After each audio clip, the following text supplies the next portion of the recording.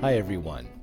On November 12th, the Holy Orthodox Church celebrates the memory of Saint Neilos the Ascetic. Now many might have heard of him, and we'll get to that in just a second, but suffice it to say for now that he was living in the late 3rd century in Constantinople. He was a man who was very well educated, very devout, very well off, and in fact was ultimately named the prefect of the capital of Constantinople under the Emperor Arcadius. Now, Arcadius would also be somewhat famous that we will also get to in just a moment.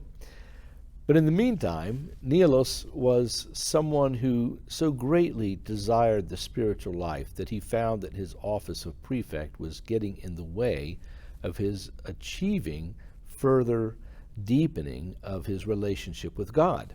Now, Neilos was also married. He had a son, Theodulus, and also a daughter.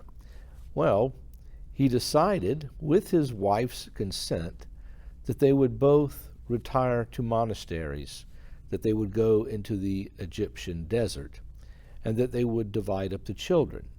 The boy went with Neilos, and the girl went with his wife. She stayed there with her daughter, while Neilos and his son Theodulus instead went to the Sinai desert. Now, at that time, there were thousands of monastics around Mount Sinai. It was very, very well populated, and this is the place that Neilos decided to reside with his son, and they spent many, many hours every day enjoying only a very sparse diet of vegetables and studying the scriptures, attending services, and engaging in other very sacred and spiritual activities. However, at this time also, there was some disturbance going on in Constantinople. The aforementioned Emperor Arcadius, in his, well, we shall say, lack of great wisdom, decided to expel the holy hierarch John Chrysostom from his see in Constantinople. Now, Neilos was also someone who studied with St. John Chrysostom, and so this affected him greatly. After a while, the emperor wrote to Neilos, as did many people actually, because even though he had embraced the ascetic life, he was still very well known and would receive correspondence from all over the empire. Well, Arcadius wrote him and said that he needed help and counsel because the city seemed to be just in turmoil and he didn't know what to do and was very confused about everything. Well, Neilos wrote back in very, very strong words. He said, you ask me to pray for you and for the city, but this city right now is engaged in such a multitude of sins, and first among them are you yourself, who foolishly banished that great hierarch of the church, John Chrysostom. How can I pray for you while you still maintain this sort of attitude towards the great John, thereby depriving the city of Constantinople of his spiritual wisdom and his own prayers for you? Neilos was not happy with Arcadius during this time, but of course St. John Chrysostom would endure several banishments from the capital city of whose throne he held. Well, after a while, in residing near the Sinai desert, there was a number of robberies and kidnappings and things like this that were taking place, many of whom were slaughtered. In fact, on January 14th, we actually commemorate some of these people.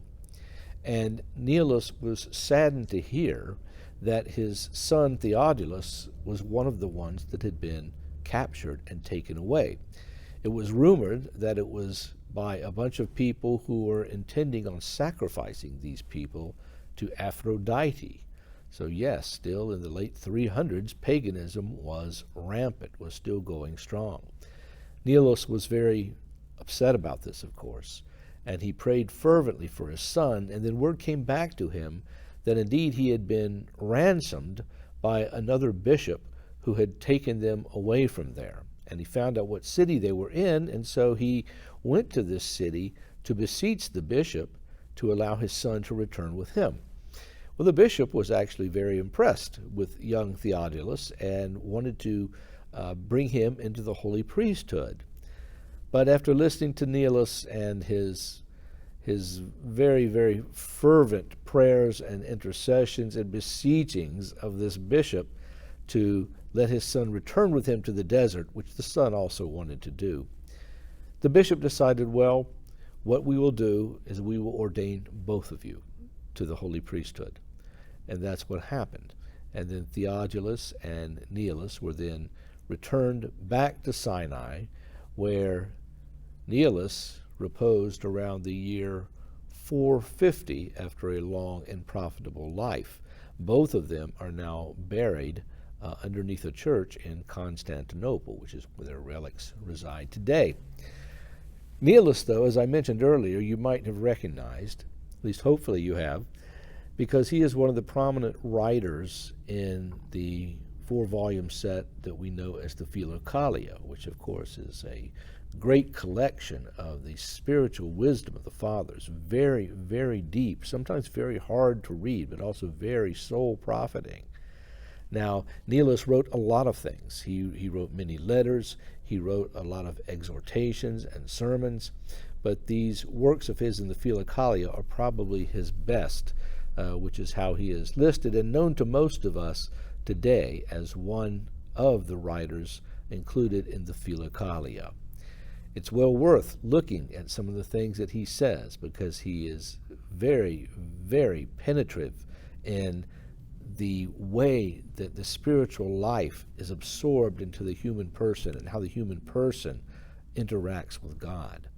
So I would encourage everyone to take a look at St. Neilos the Ascetic in the Philokalia and spiritually profit by the things that he says there for all of us.